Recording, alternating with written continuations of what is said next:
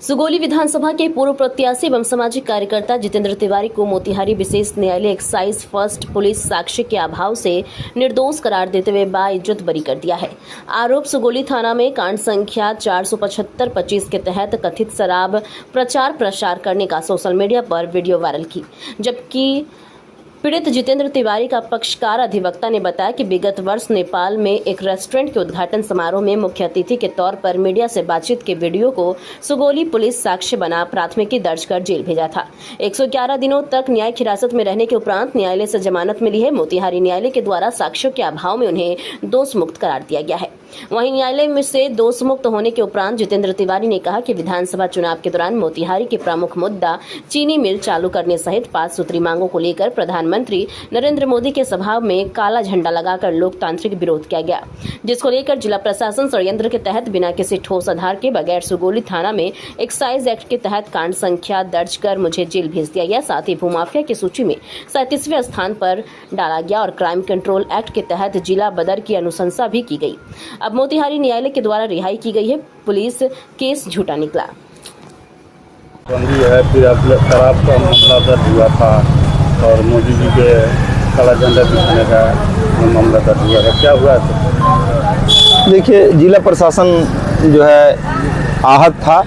मेरे प्रधानमंत्री के सामने काला झंडा दिखाने की वजह से जिला प्रशासन आहत था।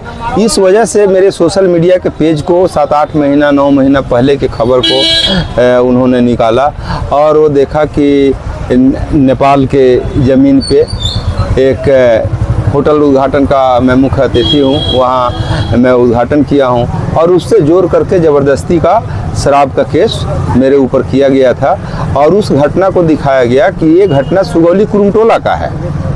ये घटना सुगौली कुरुमटोला का है। मेरे घर का एड्रेस पता बताया गया था और दुर्भाग्य है कि FIR किया थाना प्रभारी ने और उससे भी बड़ा दुर्भाग्य है कि आईओ झूठा जांच किया।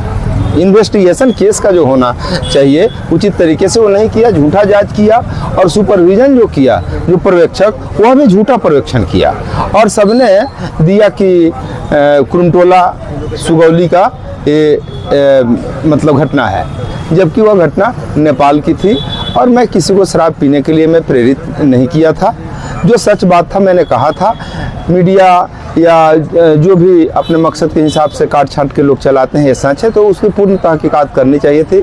जानबूझ करके पुलिस प्रशासन तहकीकात नहीं किया और मुझे उस बहाने चुनाव से वंचित करने के लिए जेल भेज दिया और मैं 111 दिन जेल रहा। चुनाव से 2-2.5 महीना पहले मैं जेल गया और चुनाव के बाद मैं निकल के आया।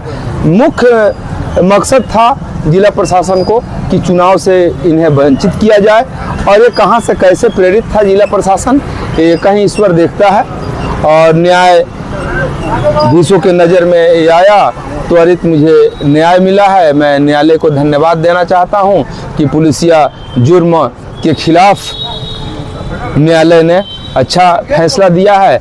मैं उस फैसले का स्वागत करता हूं और मैं पुलिस वाले को मैं आग्रह करना चाहता हूं कि आप लोग ऐसा अन्याय नहीं कीजिए, गलत नहीं कीजिए जिसकी वजह से पुलिस से विश्वास हट जाए, क्योंकि पुलिस पे बड़ा भरोसा होता है। अपना भाई भी किसी का अगर मारता है ना तो वह व्यक्ति पुलिस के पास जाता है और उस पुलिस डिपार्टमेंट से अगर भरोसा उठ जाएगा तो फिर समाज का कोई ऐसा विभाग नहीं रह पाएगा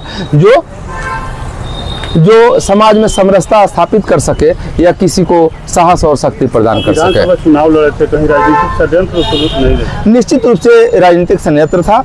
मैं ब्राह्मण बहुल विधानसभा से आता हूं और ब्राह्मण उम्मीदवार होने के नाते यह लगता था कि ब्राह्मण का वोट अगर जितेंद्र तिवारी काटेंगे तो मेरा नुकसान हो सकता है, इसलिए जितेंद्र तिवारी को जिला प्रशासन के माध्यम से किसी भी बहाने गिरफ्तार करके जेल भेज दिया जाए ताकि वह वोट मुझे मिल सके। अगर जेल नहीं गए रहते चुनाव जीत सकते थे? जेल नहीं गए रहते तो भी मैं चुनाव नहीं जीतता, लेकिन यह सच है कि जो 5000 के आसपास जो वोटर हमको वोट दिए ये 25,000 में कन्वर्ट होता। क्या प्रॉब्लम? उन पर 40 एक्साइज एक्ट का मुकदमा हुआ था जो नेपाल में एक दुकान का उद्घाटन करने गए थे। तो यहाँ की कोई घटना नहीं थी। नेपाल में उन्होंने कुछ बोला था, कोई भी क्लियर नहीं है कि क्या बोला है उसमें, तो उसी आधार पर यहाँ FIR हो गया सुगौली थाना में। उन पर जेल भी चले गए, लेकिन बाद में चार्जशीट हुआ। चार्जशीट के बाद तमाम गवाह जो थे उसमें गवाही दिए। गवाही के बाद बहस हुआ, बहस के बाद आज उसमें निर्णय हुआ है, उनको कोर्ट ने बाइज्जत रिहा किया है। माननीय न्यायालय के द्वारा एक्साइज कोर्ट नंबर 1 के द्वारा उनको रिहा किया गया है। क्या नाम हुआ सर आप? नागेश्वर तिवारी, अधिवक्ता।